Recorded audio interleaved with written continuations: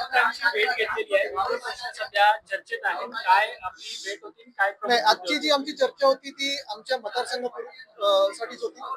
तसं पाहिलं गेलं तर वरळीतले जे आमचे स्थानिक विषय आहेत, मग सेंचुरी मिलचे ट्रान्झिट असो किंवा सेंचुरी मिलचं जे रिडेव्हलपमेंट आहे, तिकडच्या स्थानिकांना प्रत्येकाला घर मिळालं पाहिजे.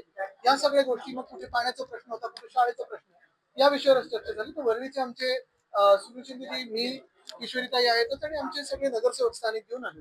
मोकळ्या जागेचा खास करून मुद्दा चर्चेत आहे. आपण काही ठिकाणी मुद्दे उपस्थित केलेले आहेत. त्या अनुषंगाने मोकळ्या जागांचा लढा हा फार मोठा आहे. हा महापालिकेच्या पेक्षा जास्ती मोठा मोकळ्या जागेचा विषय आहे. कारण काही म्हाडा येतं, काही MMRDचे प्लॉट्स आहेत. आणि आपण पाहिलं असेल, मुख्यमंत्र्यांबरोबर हा लढा सुरू आहे. कारण मुख्यमंत्री स्वतः आपल्या मित्रांना किंवा भाजपच्या आमदारांना 16 एकर जागा मुंबईतल्या मोकळ्या जागेच्या जवळपास फुकटात देत आहे. म्हणजे तो जो एक अंधेरीतला प्लॉट दिलेला आहे, जवळपास 400 कोटीचा प्लॉट 21 लाखात दिलेला आहे आणि 21 लाख पर इयर, म्हणजे काहीच नाही. 2 म्हाडाचे प्लॉट फ्री ऑफ कॉस्ट दिले. त्याच्या विरुद्ध आमचा मोर्चाची तयारी सुरू आहे. मुंबईत अनेक लोक जे राजकारणाच्या पलीकडे असतात ते देखील या मोर्चात येणार आहेत आणि लवकरच ही तारीख आम्ही जाहीर करू.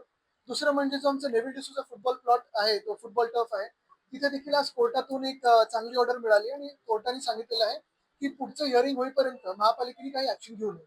महापालिकेतील कचऱ्याचा प्रश्न वरळी प्रभादेवी दादरमध्ये महत्वाचा होता.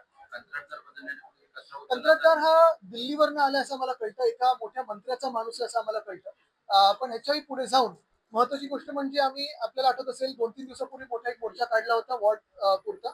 आणि आता जर तिथे काही थांबलं नाही तर आम्हाला मुंबईतून मोर्चा हा महापालिकेवर आणायला लागेल. आणि त्याची तुम्ही एकीकडे मुंबई महानगरपालिकेत येतात, विविध विषयासंदर्भात बैठक आहे. दुसरीकडे तुमच्या निकटवर्ती एकीकडे असणारे सचिन नाईक देखील ऍक्टिव्ह झालेले आहेत मुंबईच्या प्रश्नासंदर्भात आणि नगरसेवकांच्या बैठका देखील घेतात.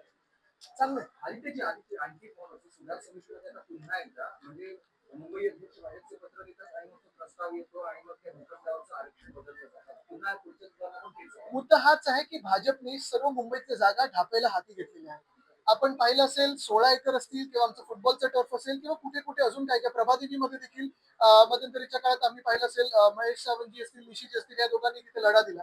अनेक मोकळी मैदानं आता बिल्डरांच्या कशात घालायची, कॉन्ट्रॅक्टरांच्या कशात घालायची, हा डाव जो बीजेपीने साधलेला आहे त्याला आम्ही हाणून पाडणार म्हणजे पाडणारच.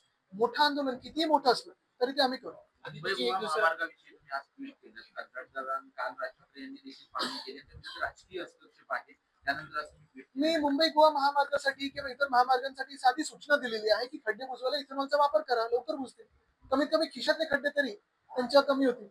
आणि ती जी राष्ट्रवादी शरद पवार गटाच्या खासदारांनी आज दिल्लीमध्ये पंतप्रधान नरेंद्र मोदी यांची भेट घेतलेली आहे. कशा या सगळ्या नाही, आम्ही छोटी लोकच, आम्ही आयुक्तांना भेटायला येतो.